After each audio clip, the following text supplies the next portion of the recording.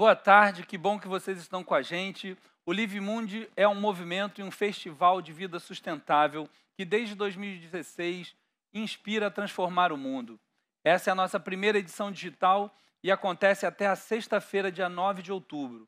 Mais de 50 atividades gratuitas entre diálogos, oficinas, atividades de bem-estar e performances artísticas. Acompanhem por aqui e compartilhem nas suas redes. Bem-vindo à faixa Territórios. Hoje a gente vai trazer mais alguns personagens da região dos lagos, o espaço vivido, o conhecimento de quem sobrevive do seu território, os recursos, a vida e o lugar condensados na experiência desses personagens que vivem no entorno da Lagoa de Araruama. O sal, o mar e o sol forjaram as histórias dos grupos sociais que existem e resistem na região dos lagos, frente a tantas transformações urbanas que aquele espaço vivenciou. Urbanização, turismo, novas dinâmicas sociais em coexistência com a tradição revelada por personalidades como o Mestre Chonca e as suas histórias de pescador, Tostão e a produção do sal, Clarencio e o acervo do teatro de bonecos, Márcia Fulô, Andréia Neves e Fábio MC, com os quilombos, a presença negra na região dos lagos e a história oral das tradições trazidas pelos griots. Vamos começar com um dos representantes dessas atividades econômicas que mais marcaram a região dos lagos, as salinas, que desenharam o entorno das lagoas com a produção de sal. Essa produção sustentou a região desde o final do século XIX, chegando a ser responsável por 70% da produção nacional. Com o aumento da produção no estado do Rio Grande do Norte e o processo de urbanização que a região dos lagos sofreu, poucas salinas se mantêm e poucas pessoas vivendo da produção do sal. Vamos então conhecer o Tostão, responsável pela salina centenária que fica na beira da Lagoa Vermelha, nas proximidades da Praia Seca, entre Araruama e Saquarema. Solta o primeiro vídeo, por favor.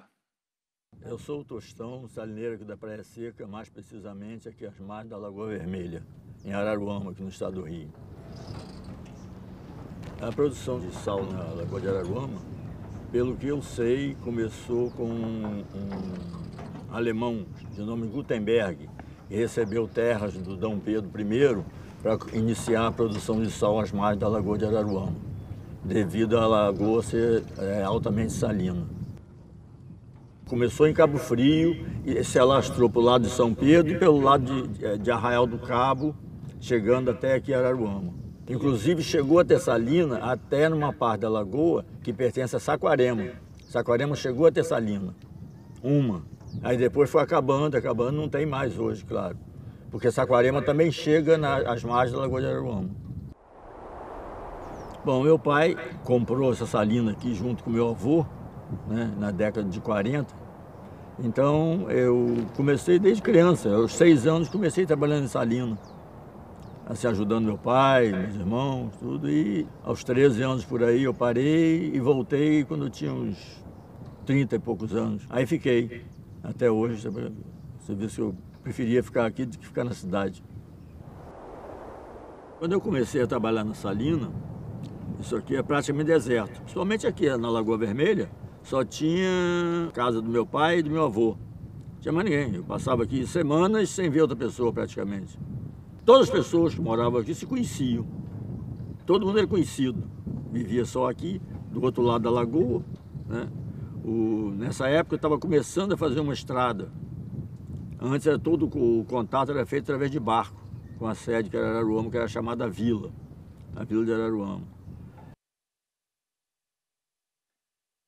Bom, aí eu pergunto a ele sobre a produção do sal. O que é esse desenho, essa diversidade de tanques, a coleta de água da lagoa, a concentração do sal e todos os produtos que se derivam dessa produção? Vamos ver o que ele disse. Para a produção do sal, a gente depende basicamente de sol e vento, e bem distribuído, né? Porque não adianta muito você ter vento com chuva e sol depois em calmaria. Tem que ser o sol e o vento junto, em um período razoável. E não é só o sol. Então, no inverno é difícil produção. No inverno que a gente diz aqui é o seguinte, é os meses de maio até junho, maio e junho. porque estamos no inverno agora, estamos produzindo, mas já é final de inverno.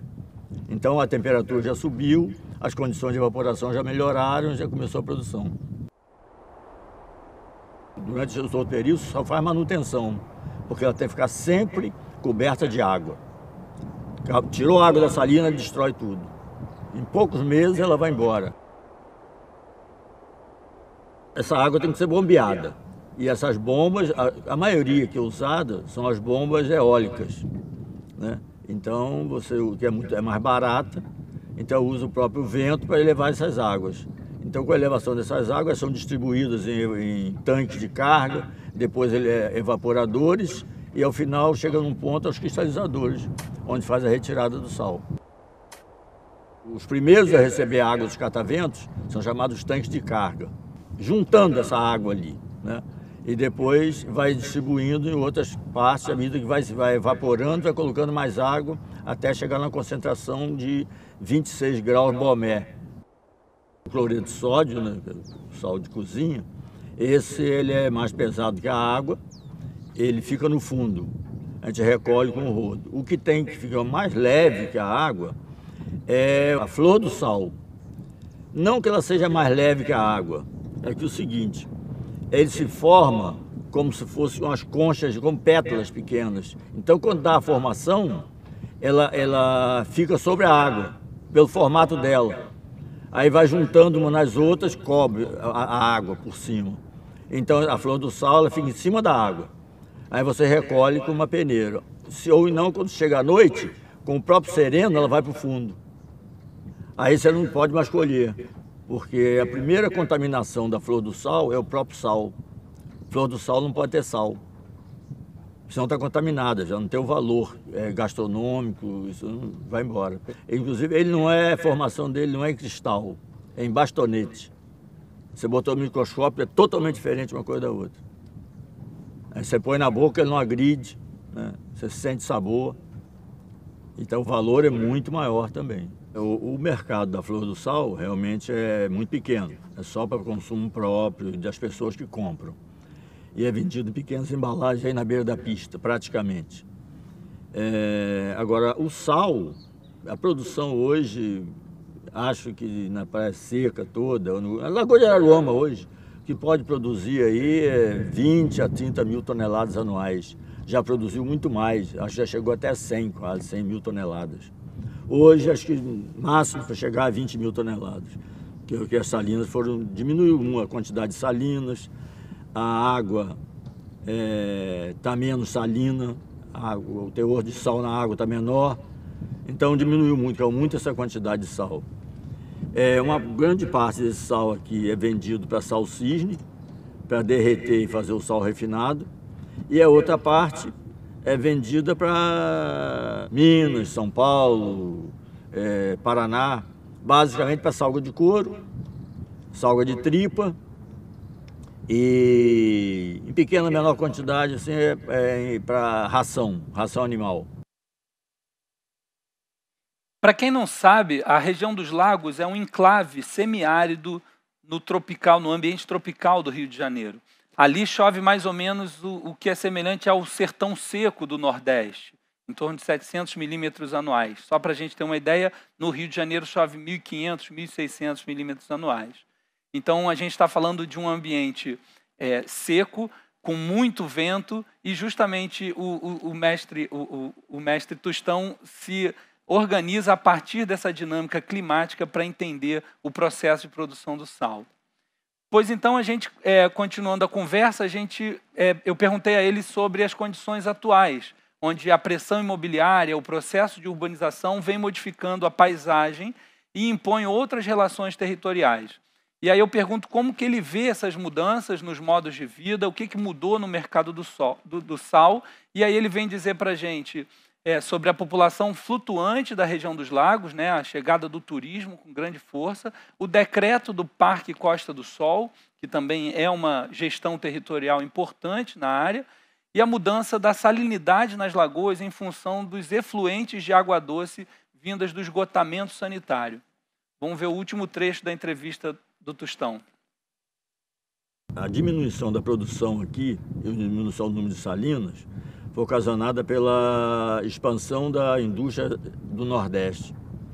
E lá no Nordeste, quando o Brasil, na década de 50, estava se industrializando, precisou de muito sal. Então fizeram grandes salinas lá no Nordeste. Então, com essa produção em grande escala mecanizada, o preço do sal começou a cair. Então já não valia muito mais a pena a produção do sal, era pouco. E os terrenos estavam valorizando com a expansão imobiliária, o turismo. Então valia a pena vender a salina do que ficar tentando cultivar o sal. Então muitas salinas foram vendidas, viraram loteamentos, condomínios. E com a habitação crescendo em volta da lagoa, veio a poluição. A poluição e uma transferência de manancial de água doce de uma lagoa, que é a Juturnaíba, que fornece a água toda para a região, no final acaba jogando na Lagoa de Araruama também. Então o que aconteceu? Essa lagoa perdeu salinidade.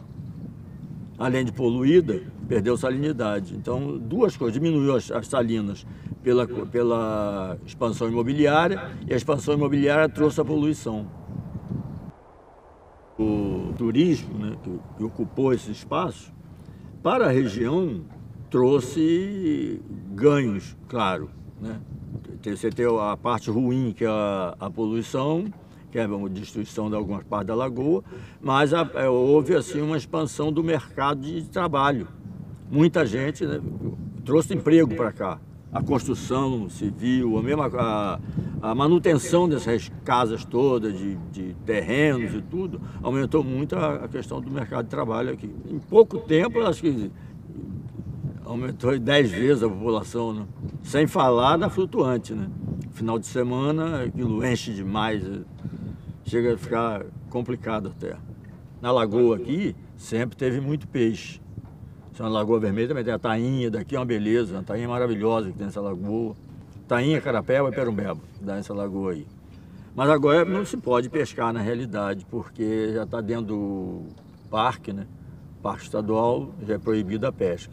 A área da salina em si é liberada. Eu estou no meio do parque, mas não estou dentro do parque. Eu não pertenço ao parque. Estou no meio do parque, mas não pertenço ao parque. A salina. Mas todo o restante em volta é tudo parque. Parque Estadual da Costa do Sol.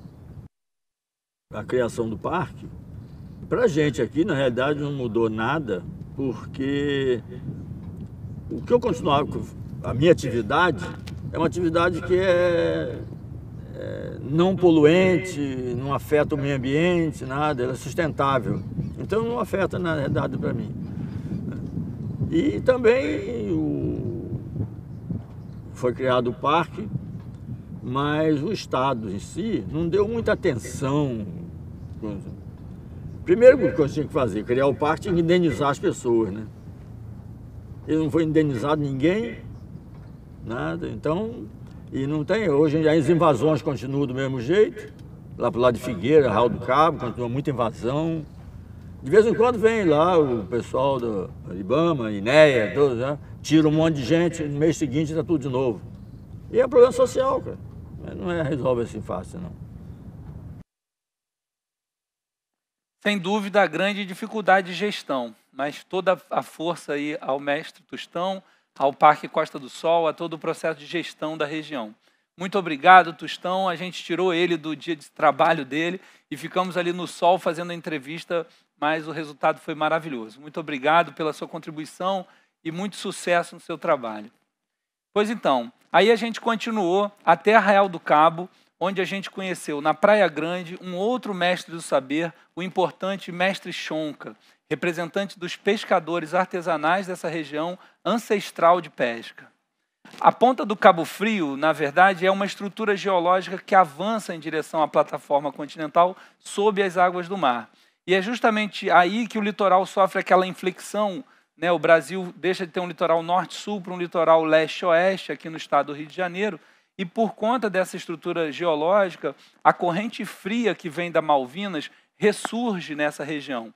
É uma corrente que vem no fundo oceânico, por ser fria, e ao encontrar essa estrutura geológica, ressurge na superfície, gerando esse fenômeno que a gente conhece como ressurgência.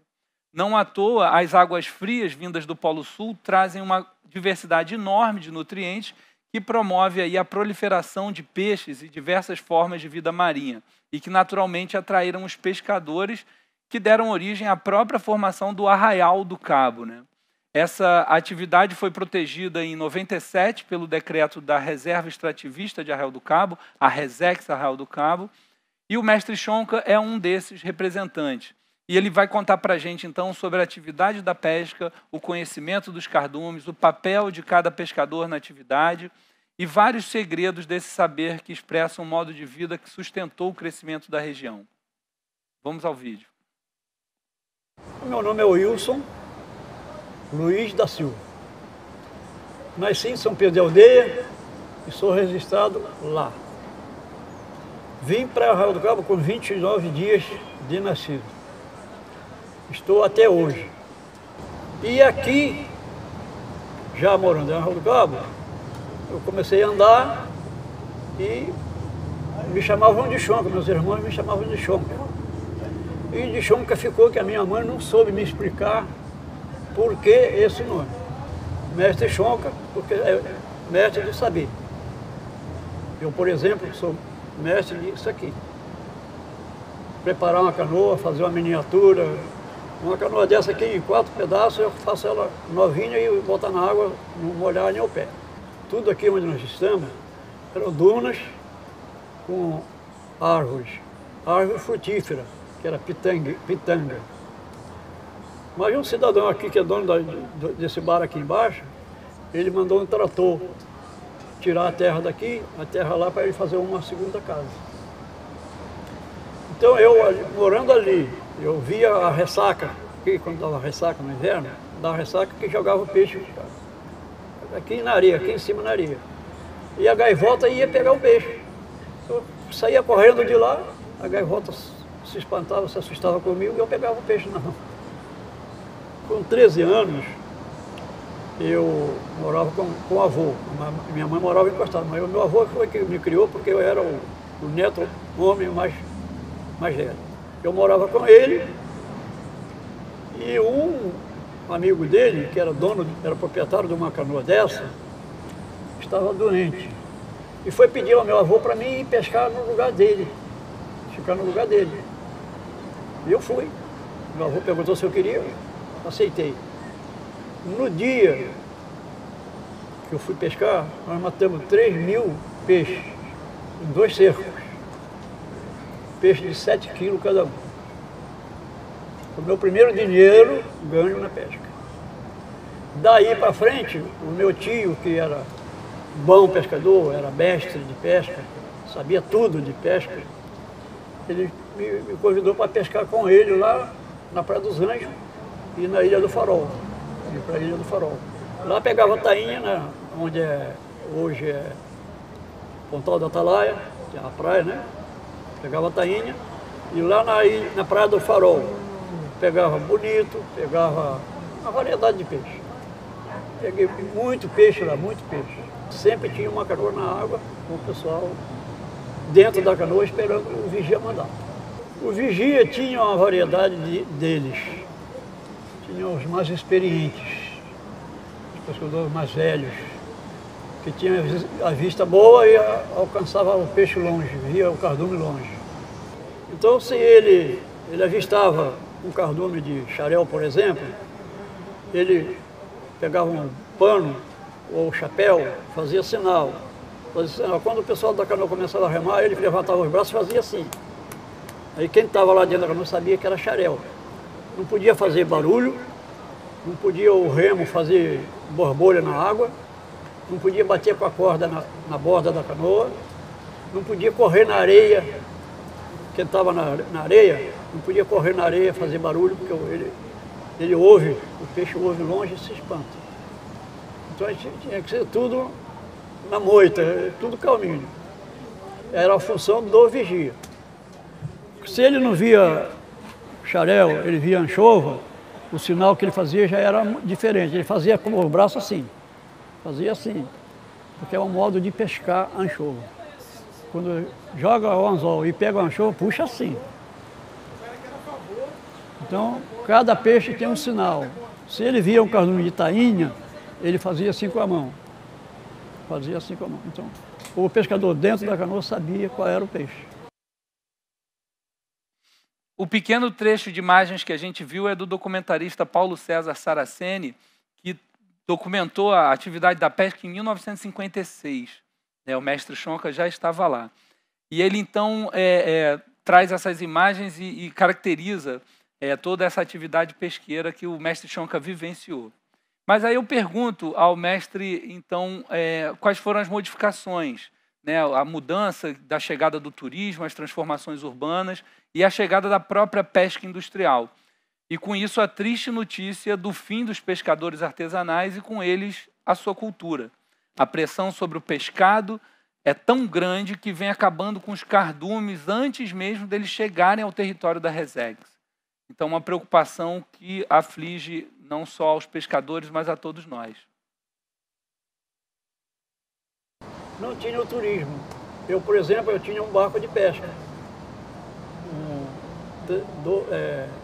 8 metros, boca aberta, mas já motorizado. Lá na Praia do Zé, não tinha turismo. Meu barco foi um dos primeiros barcos a fazer passeio. Com um amigo meu que ficava lá levando o pessoal para passear. Eu nunca levei ninguém para passear. Mas ele foi o primeiro a levar.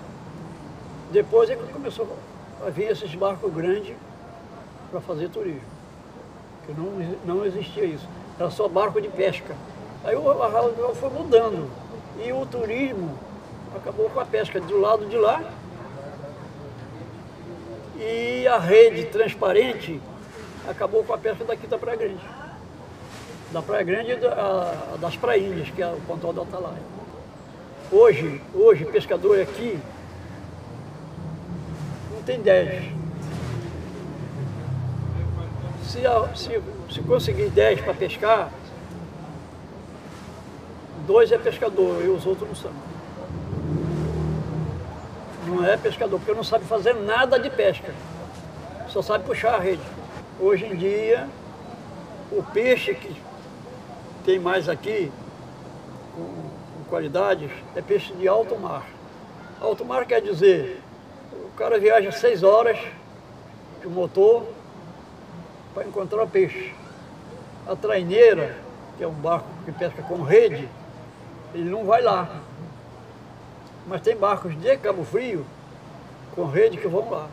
As ilhas de Cabo Frio, se você chegar lá hoje para mergulhar, você não consegue chegar onde tem as ostras, não consegue chegar onde tem os ramalhetes no fundo do mar. É cheio de redes. Essa rede branca transparente que se perde lá nas ilhas. É onde tinha muito peixe. Hoje já está fracassado. Então eles vão para mais longe. Tem uns lugares para lá, para Cabo Frio, lá para o alto mar, que é Martins, Burro, o nome dos lugares, onde tem muito peixe. O peixe nasce lá. Depois de crescido ele vem para cá, mas já não vem mais, porque os barcos vão buscar ele lá. Essa pesca industrial, que são redes transparentes. O peixe se prende nelas. Porque a traineira, por exemplo, ela tem uma rede com uma malha grande para pegar peixe maior. Tem uma pequenininha para pegar os peixes pequenos. Então ela vai lá com a rede lá. Não encontra peixe grande, encontra pequeno, ela volta, pega a rede pequena e vai para lá para pescar o peixe pequeno. Peixe pequeno é sardinha, cavalinha, são essas qualidades de peixe. Pois é, com o intuito de preservar e valorizar esse saber e esse modo de vida, diversas instituições e pesquisadores se uniram para a construção do Museu Escola Naval Mestre Chonca, uma iniciativa do sociólogo Paulo Barreto, junto com Viviane Cruel, pesquisadora do Jardim Botânico do Rio de Janeiro, em parceria com a Enel Green Power, na construção desse museu. Diversos outros atores também contribuíram, e ele, então, traz para a gente um pouco desse trabalho de artesanato na arte das miniaturas, com todos os detalhes desses apetrechos de pesca guardado no saber desses mestres. Vamos aí ao terceiro trecho da entrevista. Cada artesão de arraial que faz essa miniatura trouxe 2 e colocou aqui.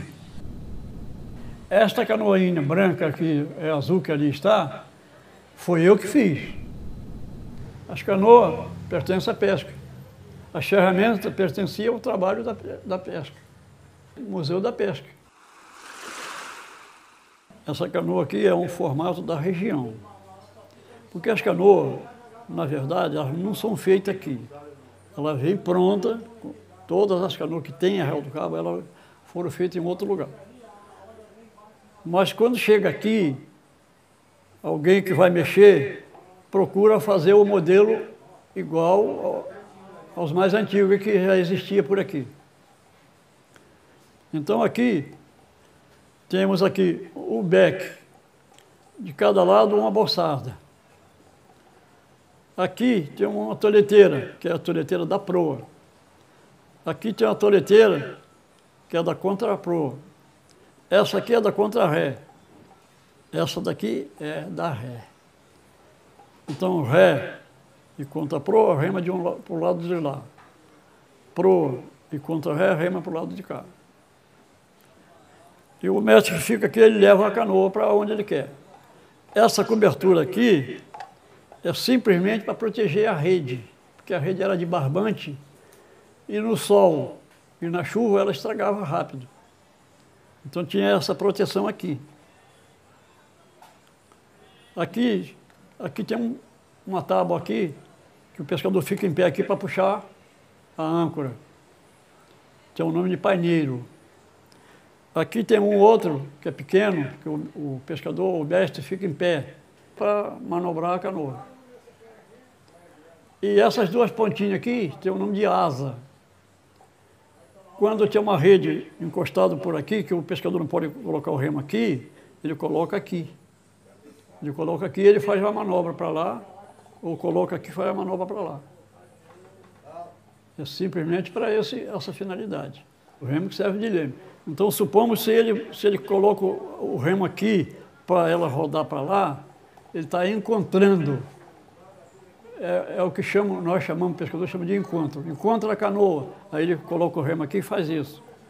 Ou se ele coloca aqui, ele faz para lá.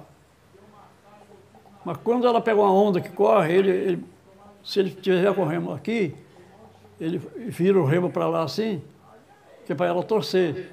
Ou então ele leva reto aqui, para ela ir correndo a onda em linha reta. Esse é o Doce Mestre Chonca. Muito obrigado por compartilhar seu conhecimento, nos enriquecer com seu saber e por nos proporcionar uma agradável tarde sob o sol e mar da Praia Grande, em Arraial do Cabo. Saúde, vida longa, que o seu conhecimento persevere nesse mundo de hoje. Bom, continuando com os mestres da região, a gente foi para Cabo Frio conhecer esse ilustre criador e diretor do Teatro de Bonecos, Clarencio, do Teatro de Bonecos Sorriso Feliz. Ele vem nos contar como criou essa tradição em Cabo Frio, desde o seu olhar encantado da infância até os festivais internacionais que ele participa hoje, exportando o conhecimento e a arte da região. Por favor, o primeiro vídeo dele. Meu nome é Clarencio Rodrigues, eu sou nascido em Cabo Frio, né? Nascido aqui, sou minhoca da terra e eu faço teatro de bonecos desde sempre, porque quando em criança eu já brincava com esse processo de animar coisas, né? Eu falo na minha idade de 5 anos, 5, 6 anos, viu? Que os vidros de remédio, os vidros de remédio eram coloridos, eram azul, leite de magnésia, óleo de fígado de bacalhau. Então eram uns vidros assim coloridos, né? E eu não sei por que eles tinham um formato de uma pessoa. Aí eu animava aquilo ali, arranjava um jeito de botar uma saia no vestido e transformava numa boneca, entendeu? Sempre tendo uma personagem. Era sempre mãe, o pai, sempre contando uma história. E a minha vida com o teatro de bonecos aconteceu a partir de uma visão que eu tive num parque de diversões que chegou aqui em Cabo Frio, e que havia um teatro de bonecos, teatro de marionetes, no caso. E eu fiquei maravilhado com tudo que eu vi ali, em termos de teatro, como é que podia aquele homenzinho pequenininho andar, se movimentar, né? E eu não sabia, não tinha a menor ideia de como aquilo era feito, e por isso ficou no imaginário, né? E nunca mais eu esqueci do que eu vi, e a partir daí eu comecei a fazer teatro, aquela coisa de fazer, errar, fazer de novo, acertar, coisa e tal. Eu fui levando até que em Cabo Frio aconteceu um festival no Arraial do Cabo. Cabo Frio Arraial do Cabo ainda pertencia à cidade. E eu tive o prazer de conhecer nessa oportunidade 3 bonequeiros. Foram essas 3 pessoas que me iniciaram praticamente no teatro de bonecos, porque a partir daí eu fui para São Luís, a primeira vez que eu vi um festival nacional de teatro de bonecos. E eu conheci todo esse universo de teatro, as diversas modalidades de espetáculo de bonecos. E eu não parei mais. E eu fui aprimorando a minha técnica, até que eu montei um grupo com pessoas da família e alguns amigos, chamado esse grupo que até hoje, né, o Sorriso Feliz, na ocasião do aniversário do meu primeiro filho. O grupo, o ano passado, fez 40 anos. Então esse ano nós estamos festejando os 41 anos do grupo Sorriso Feliz. Bom, eu perguntei ao Clarencio sobre todo o seu processo de criação, a formação dos roteiros, os personagens. E, principalmente, o que é que os bonecos podem dizer e que a gente não pode dizer. E ele trouxe isso aí. O meu propósito de fazer teatro de bonecos, em primeiro lugar, é incentivar o fazer teatral, entendeu? Com as crianças, com os adolescentes, até mesmo com os adultos, né? E são retratados nos nossos espetáculos temas ligados ao dia a dia, entendeu? Como a alimentação, a boa alimentação, a higiene oral, a escovação. A gente também puxa o lado ecológico, né? Que não se deve fazer, o cuidado que tem que se ter com a natureza, com as plantas, entendeu? Com os animais. Eu roteirizo, eu escrevo, entendeu? Eu só não faço os figurinos, né, ainda.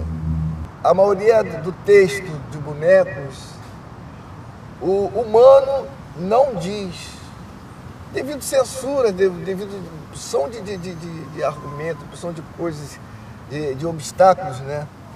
E o boneco, ele traduz o impossível plausível. Entendeu? O que o ser humano não faz, o boneco faz. Com todo esse trabalho que a gente tem, nós já representamos o Brasil fora daqui. Há 2 anos atrás, nós fomos em Charleville, Mézières, na França, com o espetáculo Minha Favela Querida. Entendeu? É um espetáculo que retrata o dia a dia de uma comunidade, a comunidade aqui de Cabo Frio. Esse espetáculo, ele tem 58 bonecos, entendeu? E com esse espetáculo a gente já correu o Brasil inteiro, fazendo um trabalho de conscientização, um trabalho de alegrando também, né? Educativo. Porque tem uma característica no teatro de bonecos, as histórias acontecem, elas são montadas e ficam 5, 6 anos, o mesmo trabalho, entendeu? Esses bonecos que eu trouxe para mostrar daqui a pouco, fazer uma performance para vocês, eles pertencem a um espetáculo que já tem uns 12 anos. Né? Quem canta e conta, encanta. Esse é o espetáculo que se internacionalizou na mão do mestre Clarencio. E aí, obviamente, a gente pediu para que os personagens se apresentassem e o mestre Clarencio trouxe, então, para a gente 2 pequenas amostras desses tantos personagens que ele tem. Por favor, Zé Cavaquinho e... Alô, galera! Ei, é eu! Aqui, ó! Eu sou o Zé Cavaquinho, o boneco mais gostoso do Brasil. Estou aqui para apresentar para vocês o espetáculo Quem Canta e Conta, Encanta. Eu queria agradecer a todos vocês pela presença e marcando o nosso compromisso para a semana que vem, tá bom então? Bem, tchau pessoal, tchau galera! Aí galera, eu sou Rolando Reggae, nascido lá na Jamaica, já morei no Maranhão, já morei na Bahia e agora eu tô aqui. E vou contar uma historinha maneira pra vocês. É sobre um bichinho danadinho, pequenininho, que não para de azucrinar nossa cabeça. Eu tô falando do danado do piolho. Seguinte, tem alguém com piolho aí? Falou. Então, vamos lá nas pá.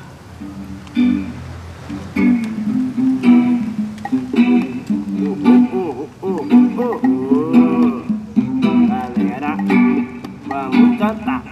Tchá, tchá, tchá, tchá, tchá. Aqui na minha cabeça, daqui é piolho só. Tô sentindo uma coceira, uma coceira, uma coceira aqui na minha cabeça. Vou passar chão aqui na minha cabeça. Eu vou passar shampoo aqui na minha. Eu tenho um filho que é músico, o Rafael, e ele faz a trilha. Eu tenho um filho designer também, o Ramon. Ele faz toda essa parte de fotografia, de publicidade do espetáculo. Então, é sempre em casa, é muito doméstico esse fazer. Gostei. Aí, galera. Tchau.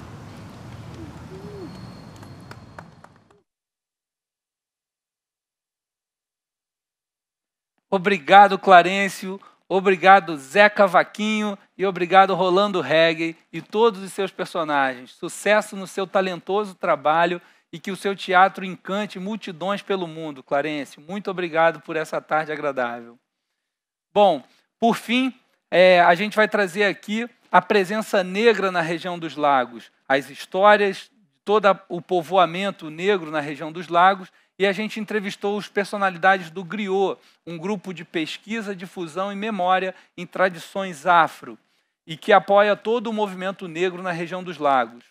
A gente foi conversar primeiro com a Márcia Fonseca, a Márcia Fulô, que é dançarina, bailarina, formada com foco em dança afro e capoeirista. Ela é formada em educação física e hoje é liderança cultural no trabalho de educação que faz com as escolas da região dos lagos. Por favor, Márcia Fulô. Meu nome é Márcia Fonseca, carioca, vim do Rio de Janeiro em 2008 para morar aqui em Cabo Frio. Passei no concurso público como professora de educação física.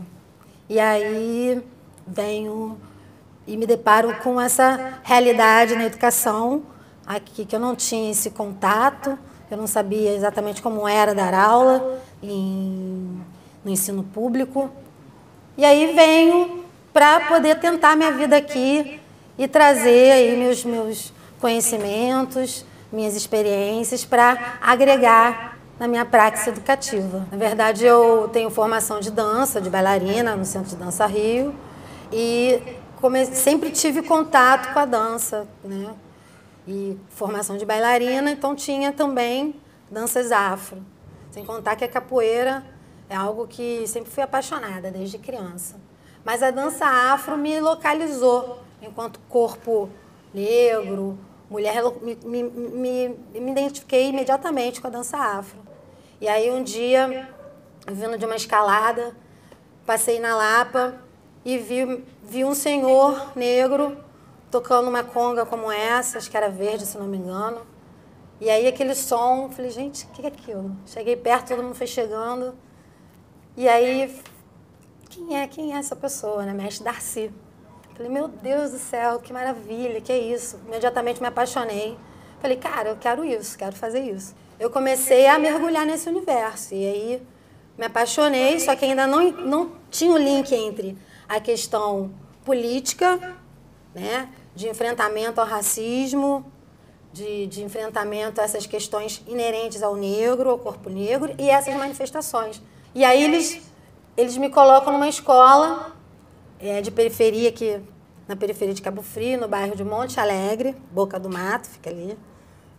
E aí que eu me descubro enquanto mulher negra, enquanto professora, e aí vem tudo a reboque, vem várias emoções e a vontade de fazer algo pelas crianças, porque eu começo a dar aula nessa escola de periferia, e é uma escola integral, de 100% de negroides, e começando a observar como as crianças se tratavam, como elas se reconheciam enquanto negras, e aquilo me deixou muito mal, muito triste, assim. Ao mesmo tempo que eu estava trazendo essas minhas experiências com dança afro, e trazendo o maracatu, e trazendo o jongo, e imediatamente sendo chamada de tia da macumba. Começo a ter uma rejeição, né, dos pais por conta das expressões populares, que faz parte do currículo, ainda mais hoje com a BNCC.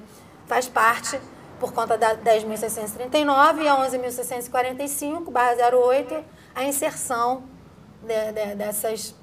dessas expressões afro-brasileiras, da história e cultura afro-brasileira, né, e indígena e seus descendentes. E aí começo a ter esse tipo de embate, mas mesmo assim batendo o pé e fazendo, e as crianças adorando, e o trabalho indo para frente, belos trabalhos que a gente fez, e ainda por cima falar para as pessoas que eu estava fazendo era educação, era pedagogia, era currículo.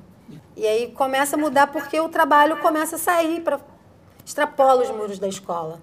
Ele alcança lugares que a gente jamais imaginaria que ele alcançaria. Obrigado, Márcia, pelo seu lindo trabalho de transformação do olhar das crianças e, a partir das crianças, para todas as famílias da região dos Lagos. Nesse mesmo movimento, a gente conversou com a Andréa Neves, que é historiadora, também integrante do Griot e ativista do movimento negro na região. Ela conta para a gente sobre a história e, naturalmente, a geografia dos negros na região dos Lagos, sua distribuição espacial desde as primeiras fazendas, que eram fazendas escravocratas, até a periferia dos processos de urbanização mais contemporâneos. Então, a gente conversou com a Andréa e ela trouxe esse olhar. Eu sou a Andréa Fernandes, sou professora de História, faço parte também do coletivo Griot, Pesquisa, Difusão e Memória em Tradições Afro-Brasileiras. Cresci no Morro da Cabocla, em Arraial do Cabo, antigamente era conhecido como Morro da Coca-Cola, hoje em dia Morro da Cabocla. Cresci de uma família muito pobre, de família negra, mas a gente não tinha essa questão da identidade quanto criança. Eu não me via como uma criança negra, não tinha, né, essa questão da ideologia, do contexto, do entendimento, né, da minha identidade, eu não tinha isso. E aí fui mãe solteira, na adolescência, todas essas questões também. Tenho filho negro, também nascido nesse mesmo morro. Minha mãe nordestina, foi trazida para o Rio de Janeiro para trabalhar. A gente conta a história da nossa vida, de uma certa forma, a gente também está contando um pouco da história do Brasil, né? E eu fui a primeira e até hoje ainda a única pessoa da minha família a frequentar a universidade. Em 2003 eu entrei para a faculdade. Em paralelo a isso, nesse momento, me inserindo no mundo da história, eu começo a também frequentar, conviver com pessoas do movimento negro, né? Aqui na região também, inicialmente aqui na região. E aí é um cair de fichas, né? Vão cair nessas fichas de você entender por que você é pobre, por que você mora no morro, por que na sua casa não tem água potável, por que é esgoto a céu aberto, por que você não tem acesso ao esporte, à educação, a livros, né? Você vai entendendo os contextos históricos e se inserindo de uma certa forma nisso tudo. E aí quando você vai ver, todo o entorno é negro, todo o entorno é descendente daquelas famílias que estavam ali. Então, assim, aqui é uma região dos lagos, é uma população de negros muito grande. Araruama, vários quilombos também, um território muito negro, né? De trabalho, exploração da mão de obra negra, construção do território, força de construção de trabalho negra, região dos lagos total. Maravilhosa, Andréia. Muito obrigado por mostrar como que é importante o conhecimento da história no processo de construção dessa consciência, fazendo entender como que a gente respira esse racismo estrutural edificado na sociedade brasileira, como nós somos coloniais ainda. E aí mais um entrevistado do grupo Griot, militante do movimento negro e professor de língua portuguesa, além de rapper, traz na sua poesia a luta antirracista do movimento negro e o papel da música como vetor de transformação. Fábio MC. Eu sou o Fábio MC, sou professor de língua portuguesa, escrevo algumas coisas e colaboro aí com o Griot já há algum tempo, mas faz quase uns 10 anos já que a gente está aí nessa caminhada, nesse balaio aí juntos. Assim, acho que tem uma coisa importante que o movimento negro aqui da região dos lagos talvez seja um dos primeiros do Rio de Janeiro, assim.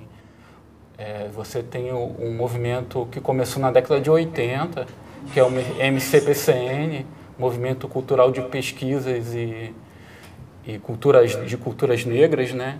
Mas antes desse movimento em si, eu acho que tem a história do sal de Cabo Frio, que é uma história totalmente preta, assim. Aqui existe um contingente de pretos muito grande e tem essas histórias aí relacionadas ao sal, relacionadas à questão rural, relacionadas à Fazenda Campos Novos, mas também tem a questão dessa própria resistência dos senhores daqui, dos senhores que dominam, da elite local, e colocar essa história um pouco para segundo ou terceiro plano, né? Eu faço parte da primeira geração do movimento hip hop daqui da cidade, né? Que começou nos anos 2000, 2001, 2002. Então, pesquisar essa música, que foi muito também em função do hip hop, de você tentar entender você entende o hip hop como uma manifestação da cultura preta, mas o que é a cultura preta? E como eu canto rap e a música acabou sendo esse vetor. Essa aproximação do estudo foi com o Griot, de eu perceber, opa, tem gente fazendo essa manifestação aqui do meu lado, então eu vou entender, vou realmente... Porque não é só ouvir, né? Chega um momento que você tem que mergulhar, né, no contexto, né? Obrigado, Fábio. Eu gosto demais da sua frase, o sal é preto, significante de toda essa história da região e do papel de quem foram as pessoas que realmente construíram essa história e que, de fato, ficam subsumidos da história oficial. Pois então, vamos ao trabalho musical, ouvir os griots, a mensagem dos antigos nas cantigas do jongo e seus tambores. Solta o axé.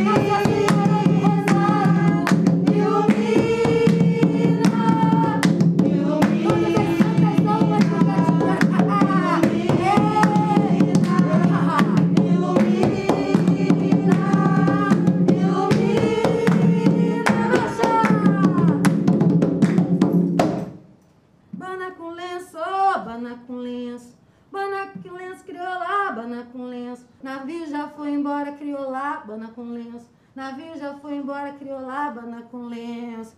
Yeah! Abana com lenço, abana com lenço. Abana com lenço, crioula, abana com lenço. Navio já foi embora, crioula, abana com lenço. Navio já foi embora, crioula, abana com lenço. O caminho que o mundo gira, o caminho que o mundo gira, o caminho que o mundo gira, o caminho que o mundo gira. Atenção, peço de Deus, atenção, peço de Deus, atenção, peço de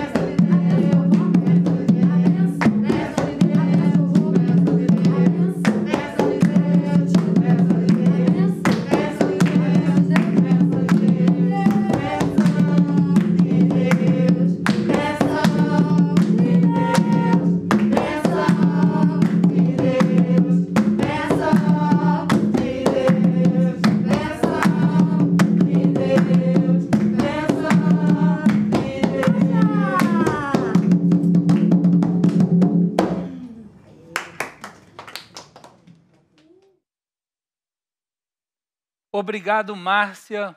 Obrigado, Andréia. Obrigado, Fábio, Jana, Regina Celli e Rafa, que também participaram dessa gravação.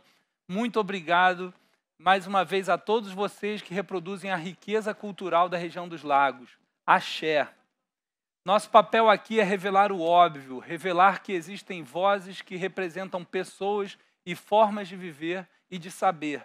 Chega de reproduzir esse discurso hegemônico, cis, heteronormativo, machista e opressor que desmerece as formas de saber. Volto a citar o epistemicídio do professor Boaventura de Souza Santos, que expressa o genocídio de outros saberes, perpetuando essa hegemonia de um grupo social cunhado na modernidade colonial e que até hoje a gente reproduz sem perceber. Portanto, muito cuidado ao proferir nossos discursos preguiçosos e sem atenção, que volta e meia perpetua o preconceito e a discriminação. Agradeço demais a todos os entrevistados, agradeço demais a audiência e o acompanhamento de vocês. Agora a gente vai ter um breve intervalo e vamos voltar às 5h30 com a conversa sobre criança e natureza, no isolamento e no futuro. Depois a performance do Júlio Guerra e o diálogo Aprender a Aprender. E convido a vocês a conhecerem também a Feira Livemundi, que está rolando virtualmente no livemundi.com/feira. A seleção de diversos produtos, marcas parceiras, entre lá, tem alimentação, livros, moda, design, tudo isso à sua disposição.